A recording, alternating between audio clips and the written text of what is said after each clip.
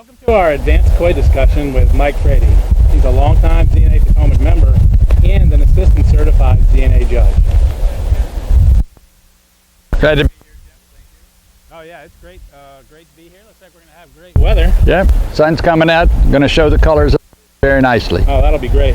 So in this video, I want to make sure everyone is clear. We're not judging koi. Mike is not judging the koi. This is a discussion, as it were, on how judging is done. We have fish here in the exhibit.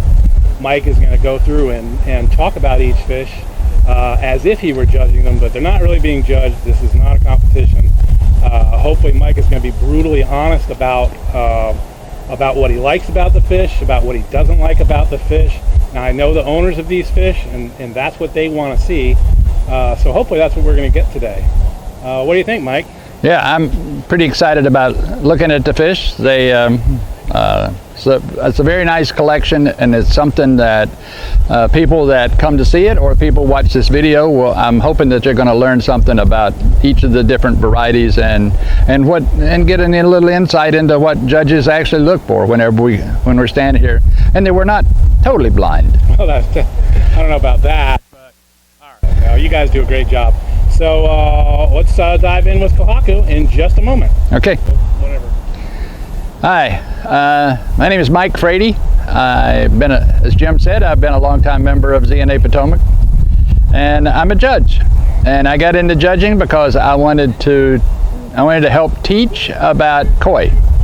And the judging program, if anybody's interested, is a very long training process, especially for ZNA. You can become a local certified judge, and that takes about 3 to 4 years. You have to be a trainee first, and then you go into a program. And once you become a local certified, now you have to go to Japan if you want to continue.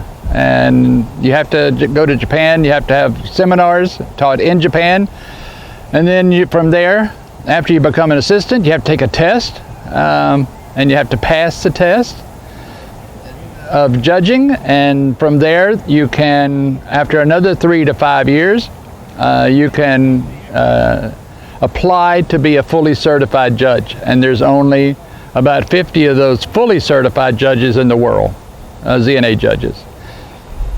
So the training is extensive, and but it's worthwhile if you really want to teach about koi. Now the fish that we have here in this first tank are Kohaku, and Kohaku are they're a member of the royal family of Gosanki, and they're a very simple fish as far as color goes, because there's only 2 colors, red and white. It's a white-based fish, and but because it's simple, they have to be perfect. So we're gonna go start looking at the individual fish, and I'm gonna critique each one. We'll start with the smallest fish and work to the largest.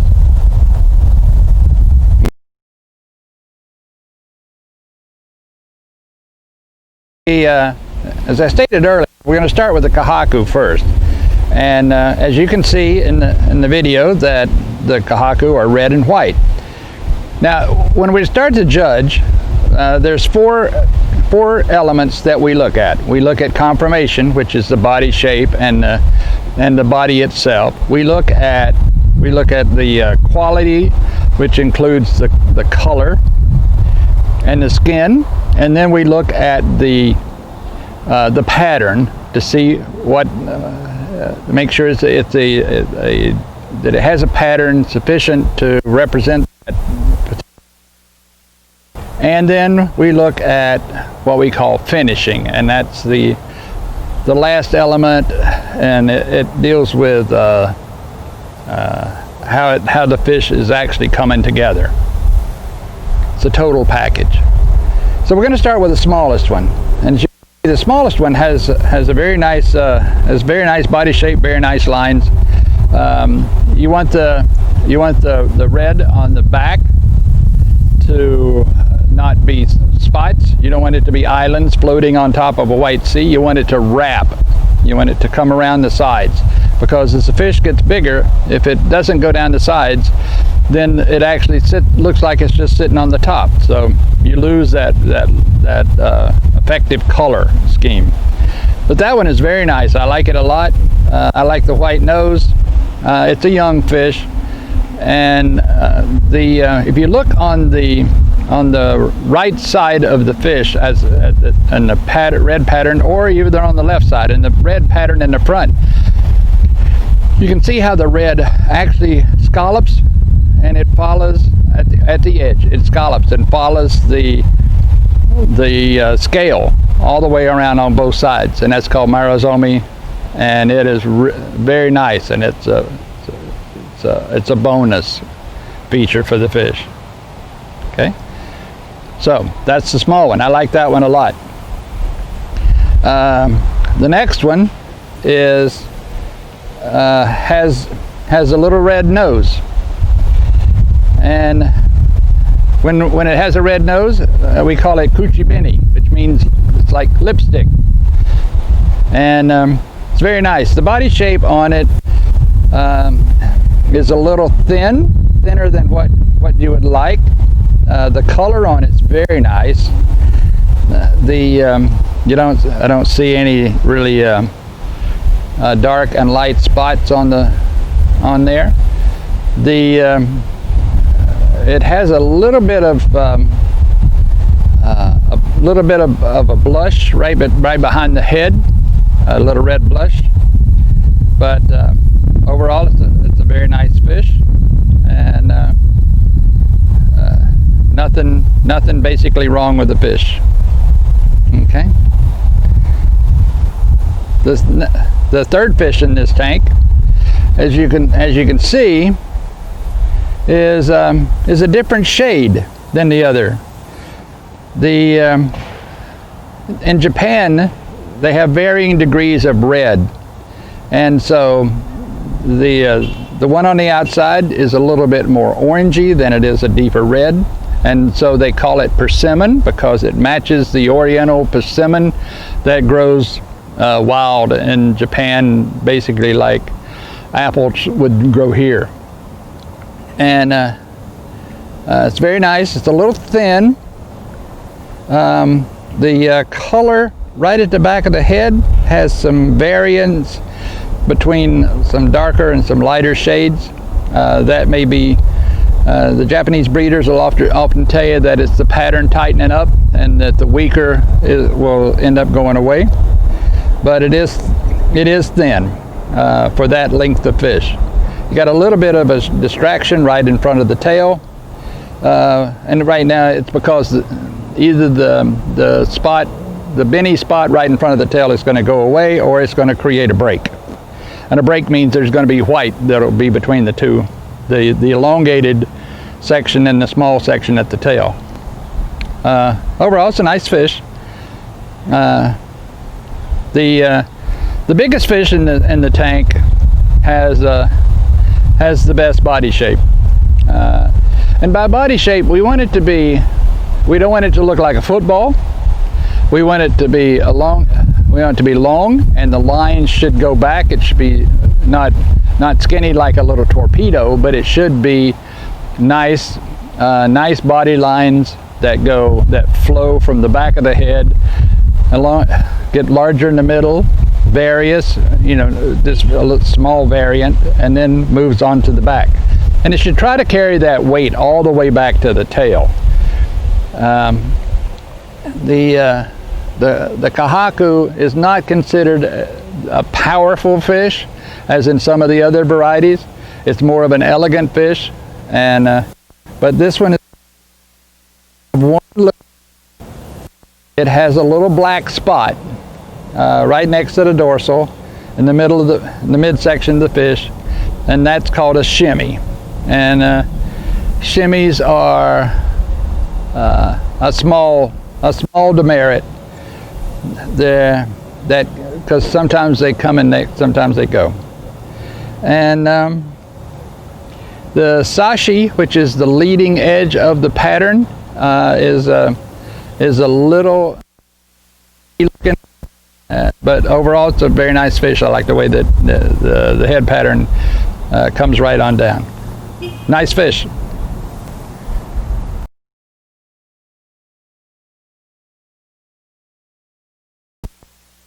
the next tank, and in this tank are Sanki, Taisho Sanki.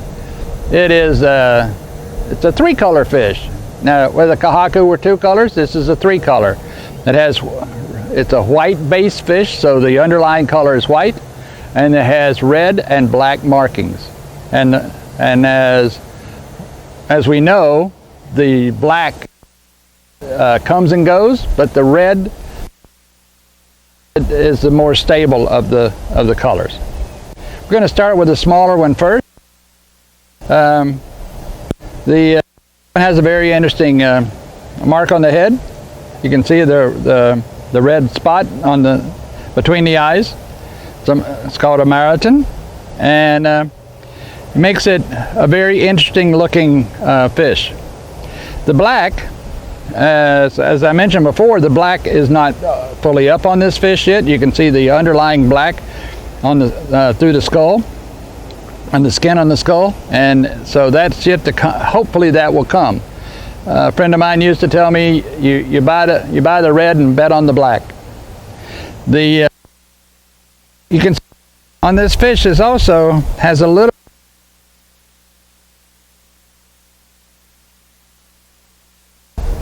It's coming up between the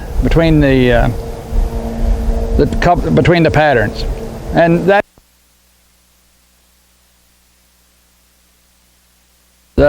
on these fish, sometimes you get Niban he, which is secondary he. It's not.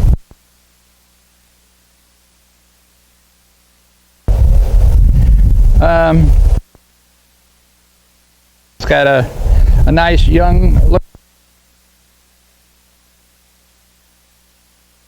One of the things we need to talk about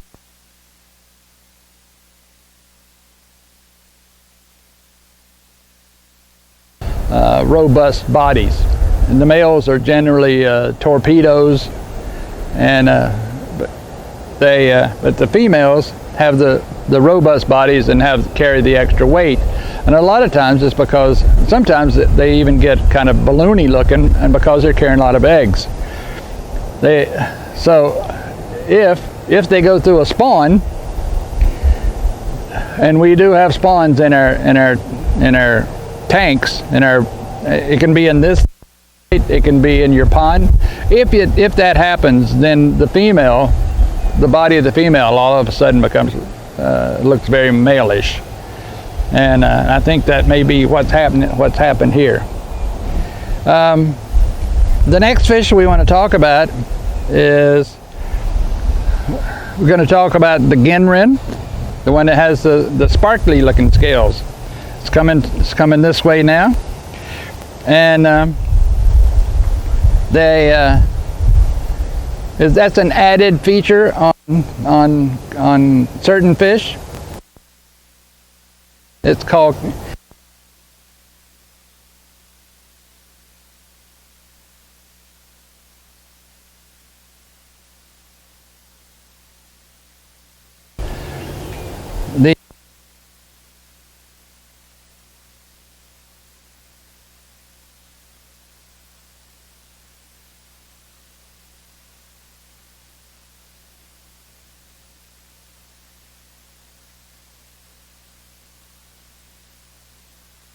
and on a Sanki, you actually want it to be like stepping stone.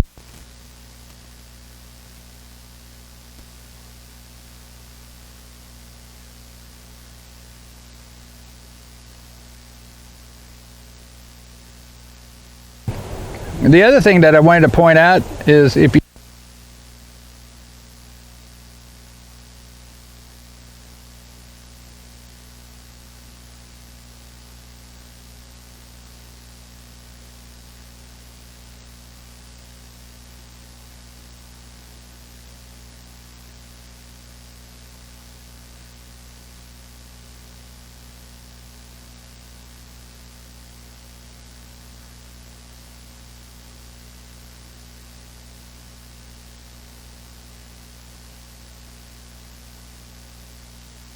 focused on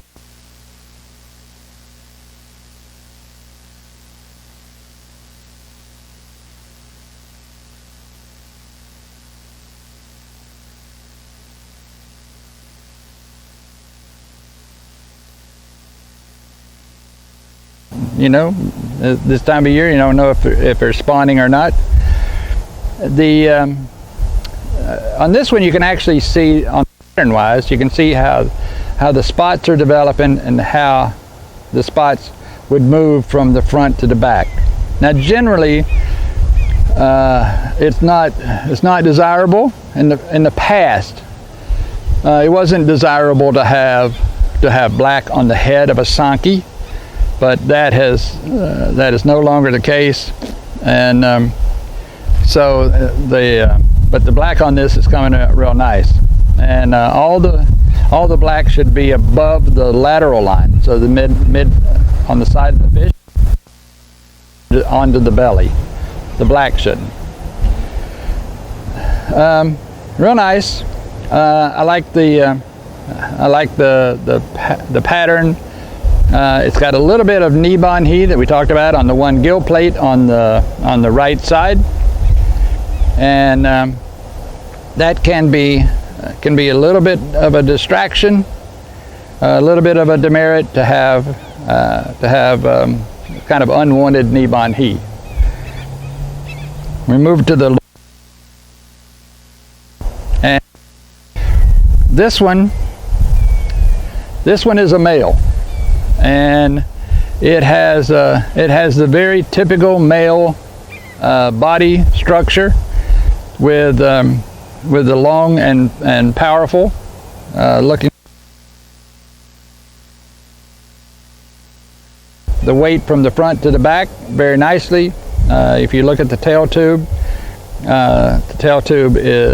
is proportionate to the rest of the fish, and the tail tube is that area right in front of the tail. And but it too is developing some Niban, and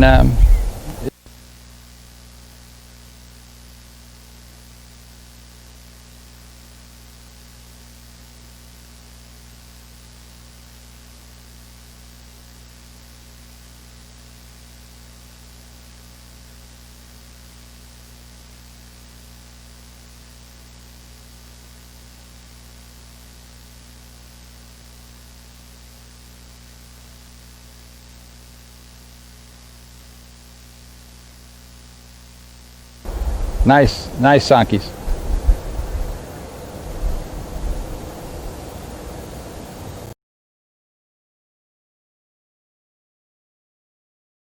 The next vat, and these are Showa. The Showa are the third member of the royal family of Gosanki, and Showa are also a three-color fish. But the thing you'll notice about the difference between a Showa and a Sankey that we just saw is that the black wraps the body on a Showa, and there's a lot more black, and the black should be on the head. They say that the preferred is to have equal parts of all three colors, the red, the white, and the black on the head, and that's what is the preferred. So we'll start talking about the one with the all black nose, and you can see that the black moves from the back of the skull all the way down around the eye, all the way across. It's almost our example for a COVID fish, because it looks like it has on the black mask. The other colors, the Showas are a black base fish, so the black is underneath. All the Kahaku and the Sankey and the Showas, they all came originally from the black carp in China and Japan. So on this one, the black is more dominant in a Showa, on the old style Showa. The body shapes on the one with the black face is very nice, goes all the way to the back, the body does. The one thing the difference between Sankey and Showa too is, if you look at the pectoral fins, there you'll see a lot more black, and the black will radiate all the way from the joint at the body. And as the fish matures, generally that will pull back and a lot of times will create half moons that looks very nice. But they will have, generally they have it in, if they have it in the pectoral fins, they'll also have it in the other fins. So this is a nice example of a Showa. Okay, so let's move over to the one that has the half black nose, and this one also has nice lines, and as you can see, it has a lot more black. Now it does have 3 colors on the face, on the head, and the little black, the Kuchizumi, the black on the nose is very nice.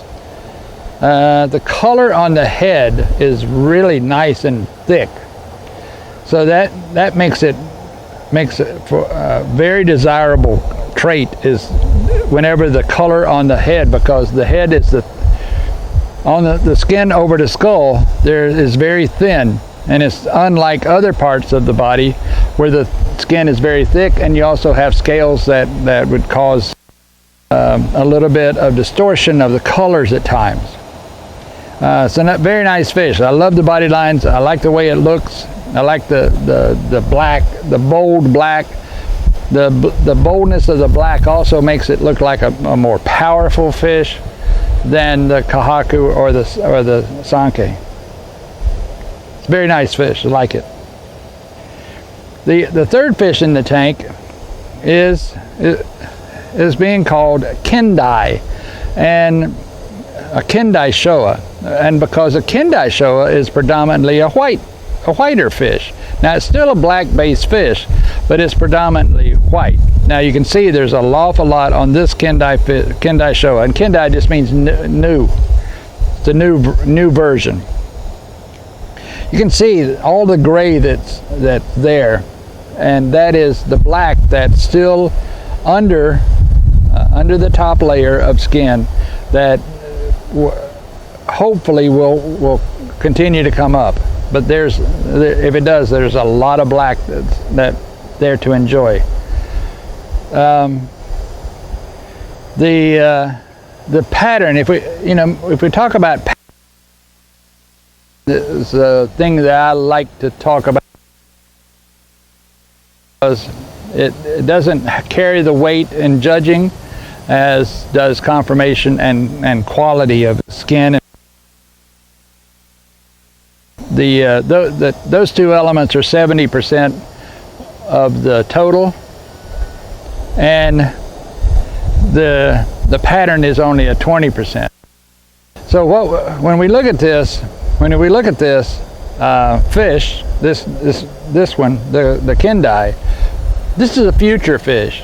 Now when we're judging, we're judging for what it looks like today, because we're not fortune tellers. We can't tell you that on the second Tuesday in October that all that black is going to be up and everything's going to be perfect. We can't do that. We have no idea. So what we have to do is judge for today. But that is a nice future fish. When all that, if and when all that black comes up, that would surround those nice islands of red, it's going to be a beautiful fish. Nice job. Nice show us.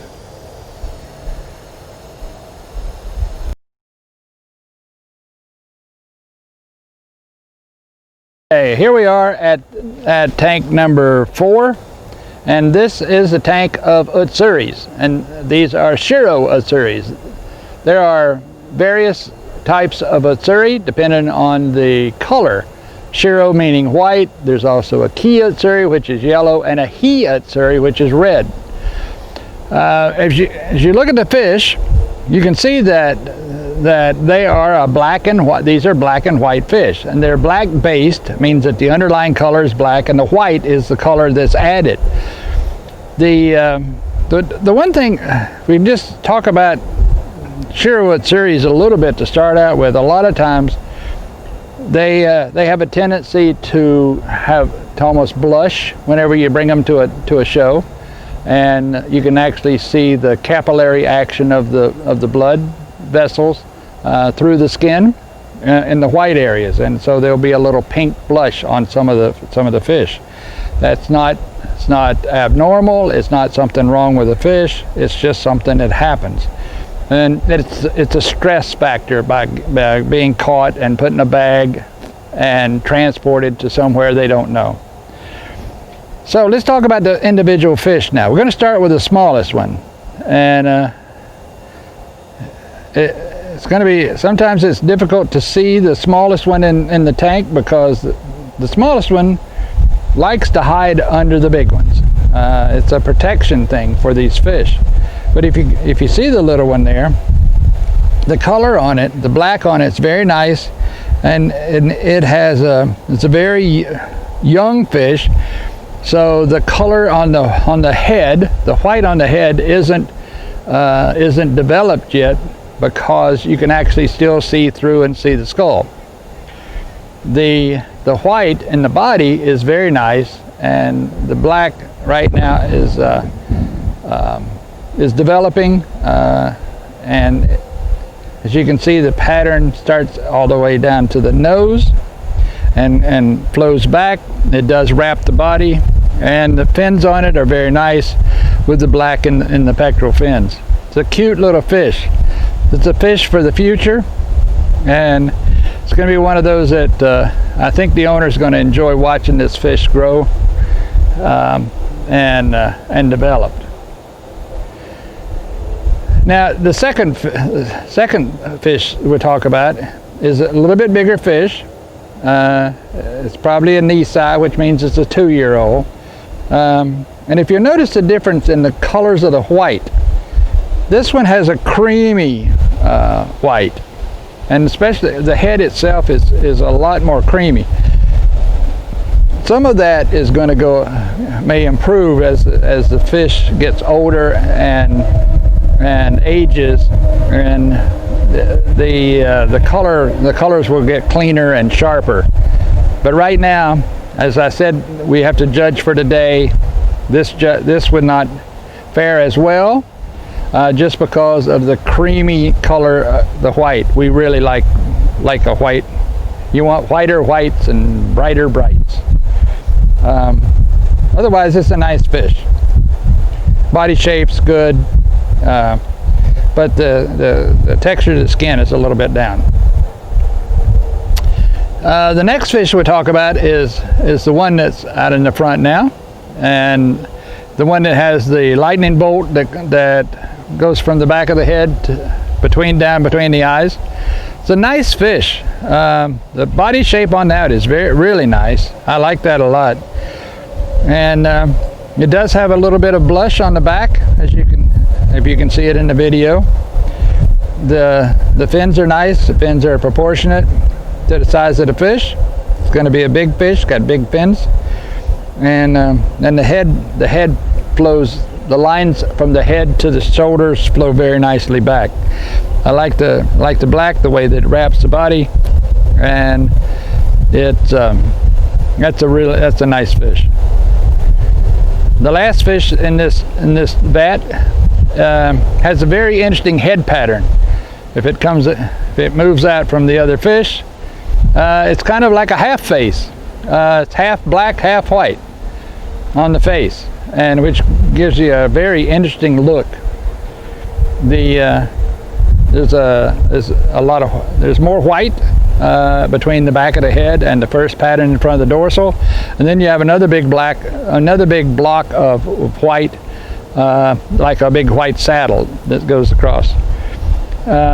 Nice fish. So the lines are a little thin. Maybe she just spawned too, and there's a little bit of damage on one of the pectoral fins where it's just split, and if she just spawned, that's a very possible thing that could have happened because of the spawning.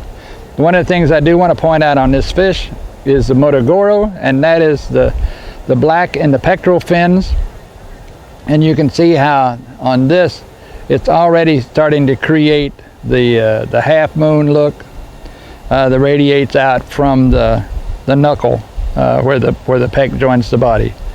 Nice fish, like it a lot. Like the head pattern on that in particular.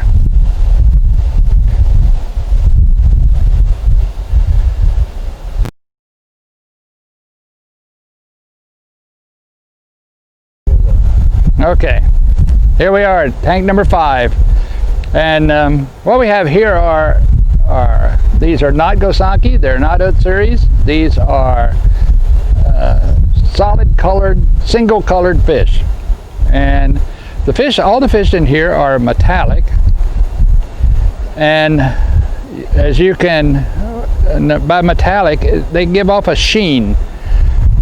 And we'll start with the little white one. It's called a platinum, and a platinum ogon or a purachina. And the white really should shine, and especially the head. The head, you should be able to see a nice sheen coming off of there, and off of the pectoral fins, you should be able to see the sheen. Okay. The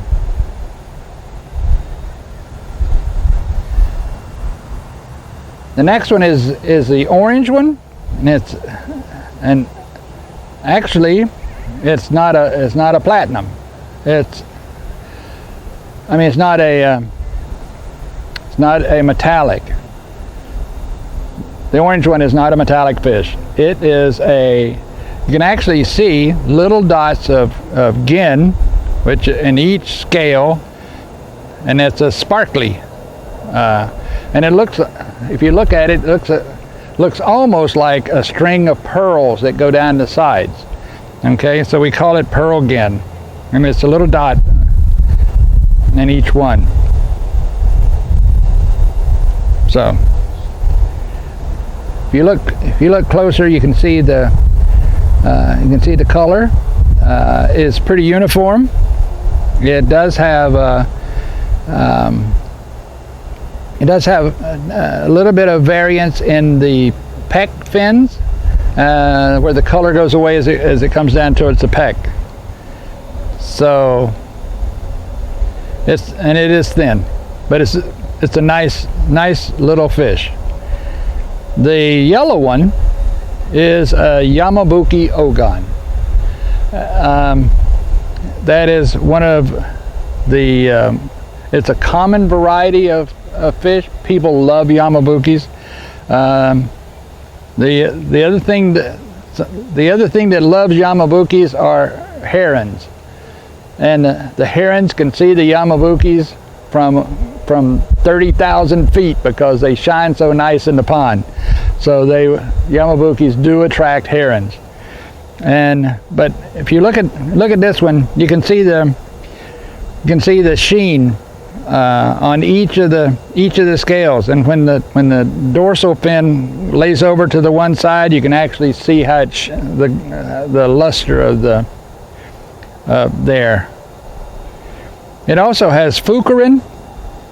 Fucarin is a plus, and that's when the skin overlaps the back of the scale, and almost makes it look like the scale each scale is indented into the body. And as the fish gets older and the fucarin grows and grows and grows, it really is nice, because the fucarin is what would have the nice sheen. So, two nice fish.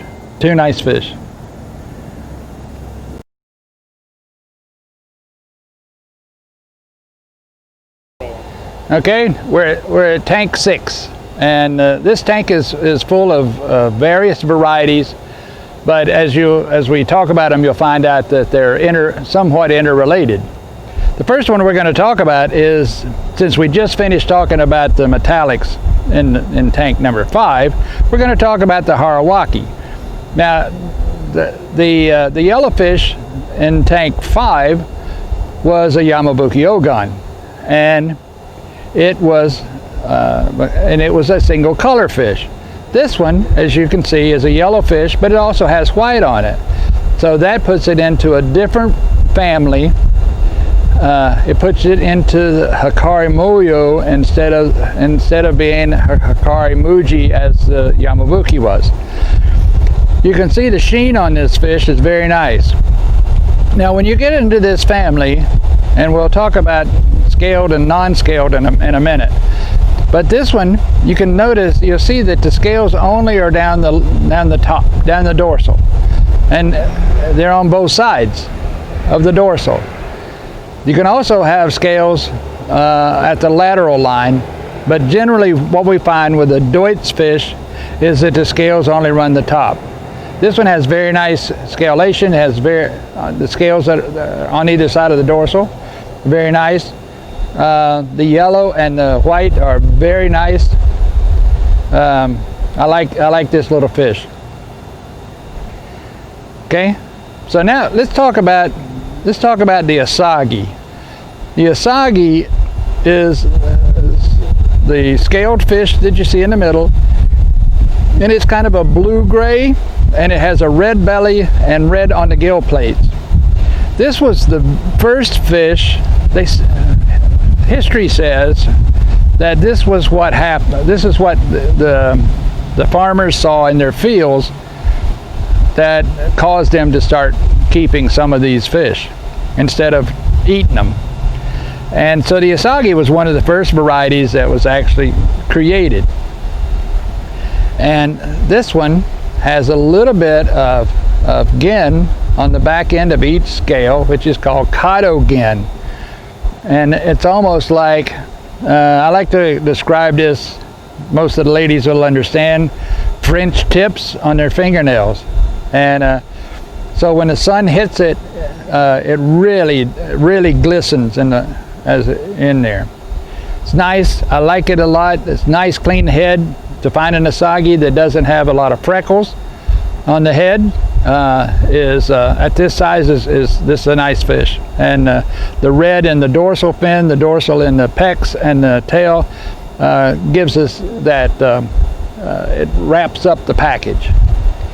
Now, whenever they in the early 1900s, some of the Japanese breeders obtained the German leather carp and had it brought into the country, and they crossed the asagi with the German leather carp, and what they ended up with was a scaleless or limited scale version of the asagi. And as you can see, this one we have what is now called a shisui or shusui, depending on how you like to say it. The scales on this, what we look at as a judge, not only do you want to look at the body and the color, but you're also looking at the scales that go from the back of the head to the tail. And sometimes we refer to that as a zipper that goes from front to back. It's a very nice fish, and it's still got the clean head in the front. So after that, in the mid 1900s, they went out and they took the asagi and they crossed it with a kahaku and others to come up with a new variety called a goshiki or a gorshki. And as you can see, it has the underlying reticulation pattern that the asagi has, but the red is on the top, as you would find in a kahaku. In the old style, the less refined older style, the red wasn't that thick, and so the black under it used to bleed through. On the new varieties now, the red is thick, and you got nice thick red islands that float on the back.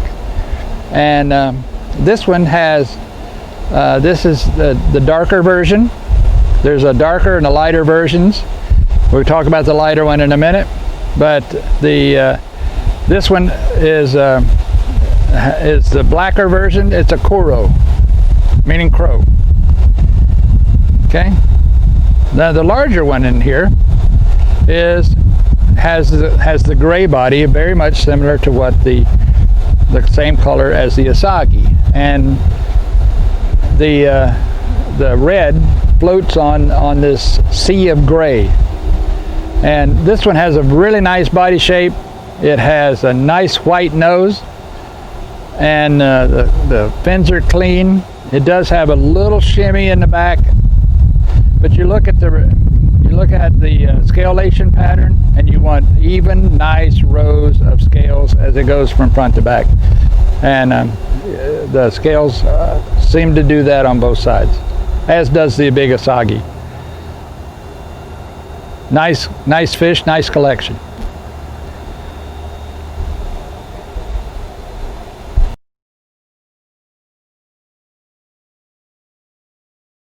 Now we've looked at all the vats. I've been asked to give my opinions. If this were a show, what would I like? There's no trophies, there's no awards, there's not even really a pat on the back. It's just you get to add a person, you know, for having a nice fish. So what we're going to start with in our show, we do an A and a B champ, and we do reserve A and B. Now the B's are the non-Gosankis, and we talked about the Gosankis earlier, that being the Kahakus, the Sankes, and the Showas. So all the other fish fall into the B category, and so the reserve, what would be the reserve or second place, in my opinion, on this show would be the Asagi. I really like the Asagi. I like the color. The Kato Gin gives it a little extra boost, and it's got nice lines. It's a nice fish. It was really close between the Asagi and the Goshki in this tank as a runner-up, but I gave it to the Kato Gin Asagi.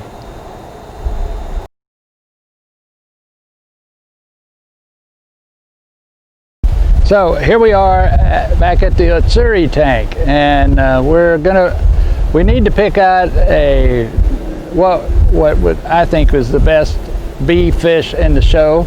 And so we have 4 here in this tank. You know, we're going to give you a second to think about what, and then I'll tell you what I think.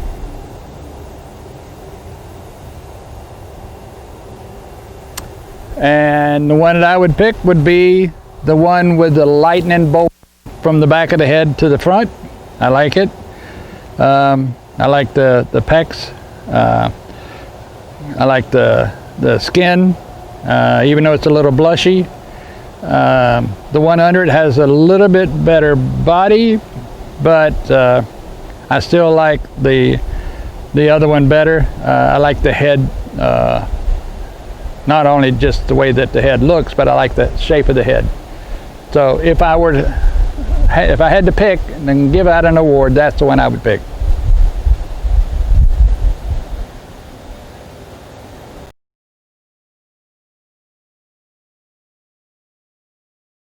All right, now we're talking about the A side of the house, A, B, and Gosanki.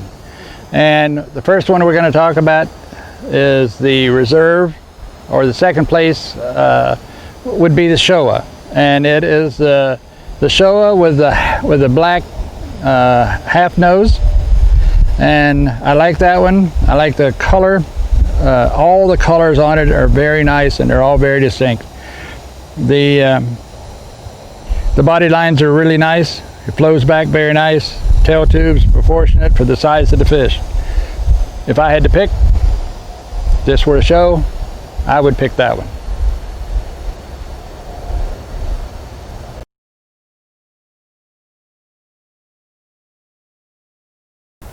Okay, last award. Historically at the show, the last award is given out to the best of the Gosankis on the A side of the house. So this year, if we had to pick just from the limited number of fish we have here, pick what is the largest kahaku in the tank, the one with a little shimmy. And while it does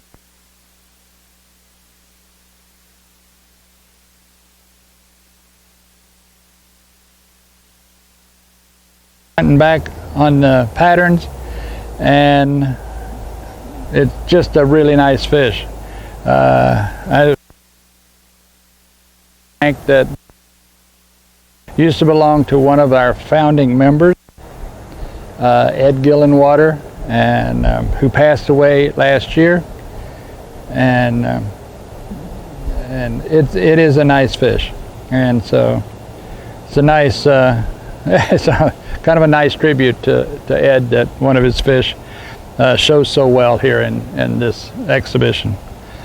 So, and that I hope that you've learned something from our exhibition. This was because of COVID, we couldn't have our normal big show, which is always the weekend after Labor Day. It is the largest show of koi in the country, and we have it planned to come back next year as strong and as we've ever been. So thank you, and enjoy what you see.